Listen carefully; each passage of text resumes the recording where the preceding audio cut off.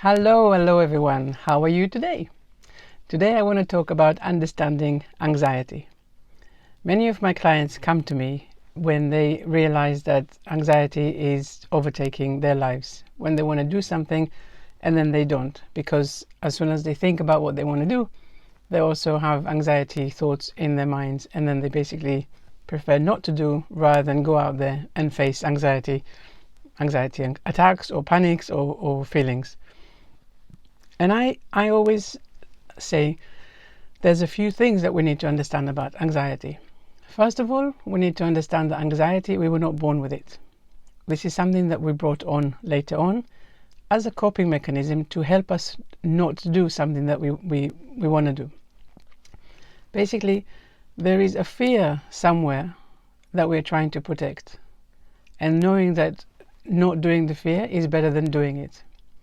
So if I have fear of heights, then I will create panic attacks, if I want to go on a plane, for example, because I prefer to have the anxiety that comes from not going on the plane than to actually be up there and worry about heights, for example. So at some point in our lives, we create the feelings of anxiety. And how do we bring this on? It's kind of an interesting process, because before we feel, we have to think, and before this becomes a habit, we have to think about it enough times to make it happen. What I mean is that the first thing comes is the thought. The thought comes, then the feeling comes, and after when the feeling comes, we go, now we have anxiety attack. So what we are saying here is that somehow we created a habit in our mind that as soon as a thought comes up in our mind, we bring up the feelings, and we have the displayed behavior that we're now trying to fight. Our brain is very quick to create habits, to create shortcuts, because it is so busy processing information, internal, external, so much stuff. It just cannot deal with everything from scratch every time. So it works on pattern recognition. As soon as it notices that you've done something more than once, it bangs on a habit. And now the tricky bit is to undo this habit. So if you realize that certain things trigger you, then you understand that you have a habit. And I know that a lot of people will protest listening to this video, and each of people, every person has their own different ways of displaying anxiety and dealing with anxiety and all of that kind of stuff. But I want to say that anxiety is something that we brought on. It's super important to understand that we were not born with it, which means that it's not something that we're meant to have. We're not even necessarily meant to continue with it. But to get rid of anxiety, we have to be willing to do the work. One thing that I say to my clients is, if we have the thought and then we have the feeling and then we have the displayed behavior, let's change what we call this thing. With one of my clients, instead of saying I have anxiety, we said I have hubba bubba, because our brain don't have any attachment to the word hubba bubba as much as it has to the word anxiety. So by calling it something else that has no meaning and no attachments, we're able to start putting some distance between the emotions and what we are displaying. That's just number one.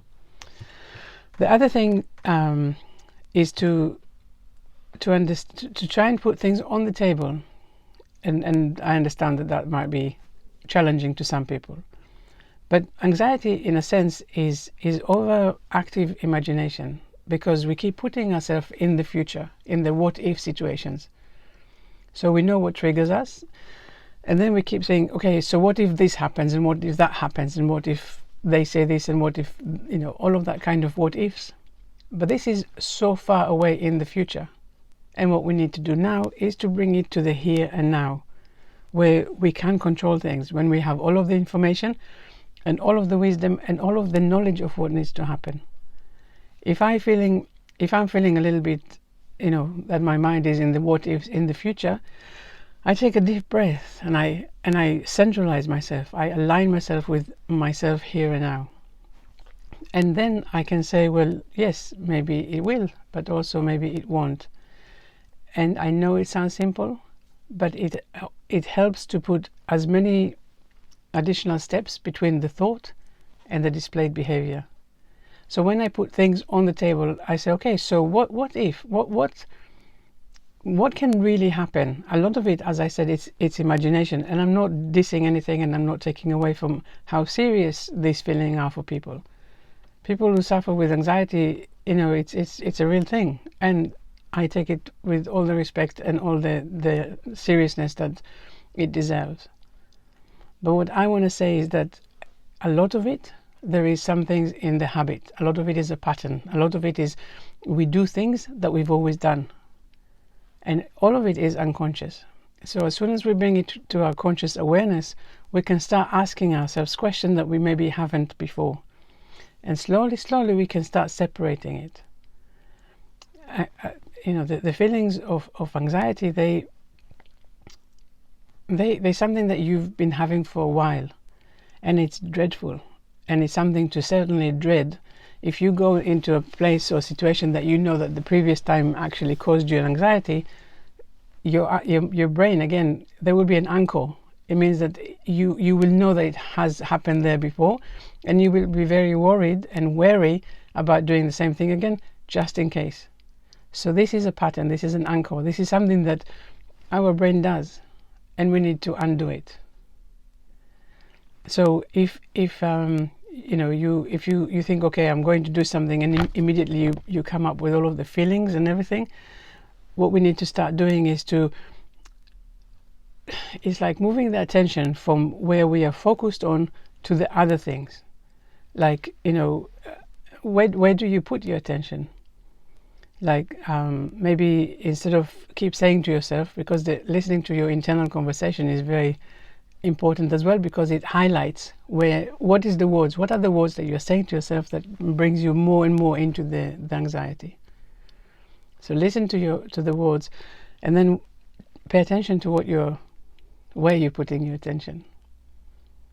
So there's like this cartoon, I don't know if you've ever watched it or ever seen it. It's of these two people sitting on a bus, and one of them is looking at there's views of a mountain, but the mountain is very close, so basically you can't see anything. And the other one is overlooking the meadows and beautiful views. Both people have the same opportunities to, where to sit and which view to look at. But it's their choice, and it's a habit.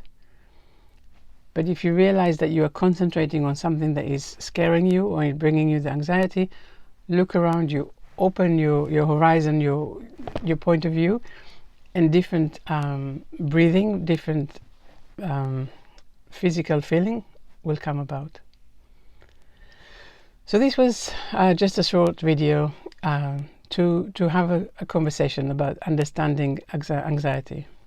I work with clients to overcome anxiety, and I know that sounds like a big promise, but it is doable. As I said, anything that we are not born with, we can change. And some people would say that even things that we are born with, we can change. But that's a whole different conversation. So if this has been something that was interesting for you, if you want to like it, share it, comment on it, let me know. Let's have a conversation. Have a wonderful day.